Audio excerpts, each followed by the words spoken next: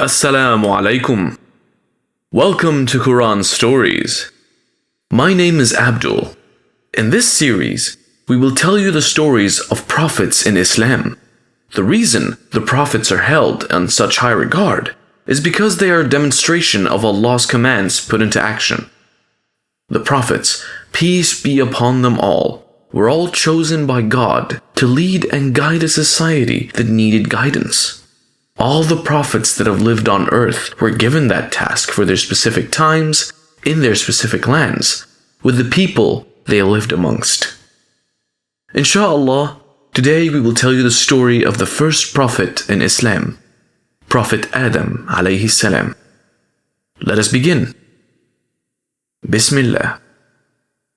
The story of Prophet Adam alayhi salam.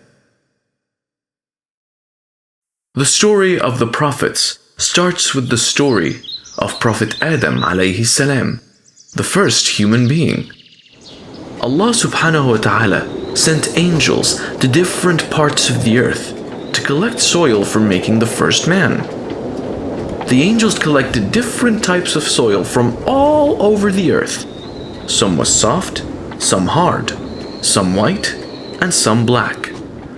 With this soil, God created the first man, and the God named him Adam alayhi salam. But God did not give life to the figure just yet. It stood there for 40 long years, just like that. One day, Allah subhanahu wa ta'ala blew his soul into the figure. Adam's body trembled into life. He sneezed and immediately said, "All praise and thanks is due to God." He saw the fruits lying around and he longed for it. But before the spirit reached his legs, he tried to reach for the fruits. He jumped towards it, but how could he? His legs were still made of clay. He fell down trying to jump. Allah subhanahu wa ta'ala ordered all the angels to bow down before the Prophet. The angels obeyed him and bowed down. But don't think that they worshipped him. They bowed down as a sign of respect. One by one, all the angels prostrated before the Prophet, except Iblis. Do you know who Iblis was? Yes, he was the shaitan. Iblis was made from the fire, so he claimed to be better than the Prophet. He refused to bow down before him. Allah subhanahu wa ta'ala was very angry. He did not like the disobedience of Iblis. He was banished from paradise and never allowed him to enter again. Shaitan realized that he got punished because of the humans, and he was very angry with them. He vowed to take revenge by misleading the humans. He planned to make them stop worshipping the true God and worship idols instead. Allah then taught Adam alayhi salam the names of every animal in the paradise. He learned the names of the lion, the sheep, camel, elephant, dove, peacock, and many, many more.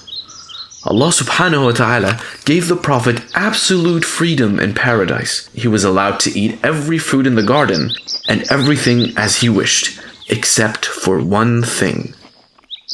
He was not allowed to eat the fruits of the forbidden tree. God told the Prophet that he should not eat the fruit of the forbidden tree. The Prophet agreed, and he enjoyed his life in the paradise, roaming around freely. The animals in paradise were his friends. He spent most of his time playing with the animals. However, the Prophet was alone in paradise, and he did not have a partner to spend time with. The night when the Prophet was sleeping, God created the first woman. Allah subhanahu wa ta'ala had created this woman from the ribs of the human. When he woke up, he was surprised to see a woman next to him.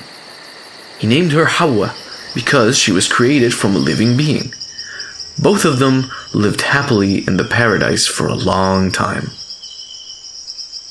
One day, Shaitan made a devious plan to get rid of the Prophet and his wife from paradise. He took the form of a snake and tricked the Prophet and his wife into eating the forbidden fruit.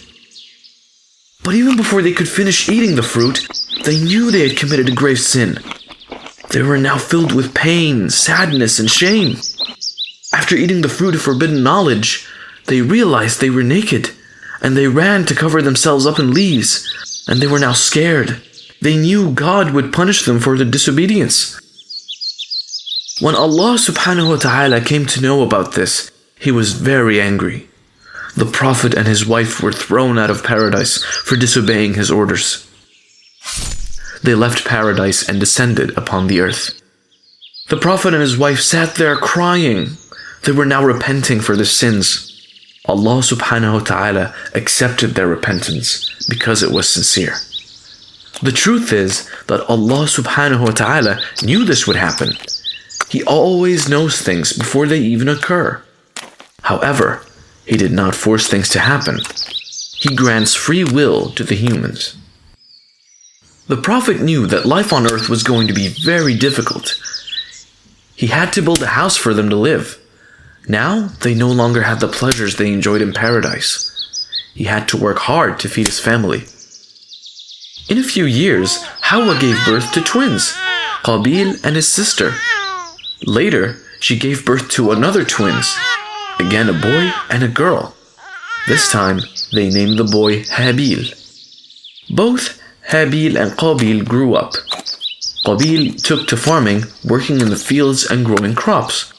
And when Habil grew up, he became a shepherd and took care of the sheep and other animals. When Habil and Qabil became adults, the Prophet decided to get them married. This was part of Allah's plan to populate the earth. Since there were no other females on earth, Allah revealed to Adam that he should marry each son to the twin sister of the other. Qabil's twin sister was beautiful, while Habil's sister was not that beautiful. Qabil was not happy, as he wanted to marry his own sister. He rebelled against Allah's command by refusing to accept his father's command. The Prophet was in a dilemma now. He wanted peace and harmony in his family. So he prayed to God and asked for his help. Allah revealed that each son must offer a sacrifice. The argument was settled now. It was decided that the one whose sacrifice is accepted will marry Qabil's sister. Habil collected the best lamb from his flock and offered it as sacrifice to Allah subhanahu wa ta'ala. But Qabil didn't want to offer the best fruits and vegetables as sacrifice. Instead, he chose bad vegetables and grains for sacrifice. Allah subhanahu wa ta'ala accepted the sacrifice of Habil, the one made by Qabil.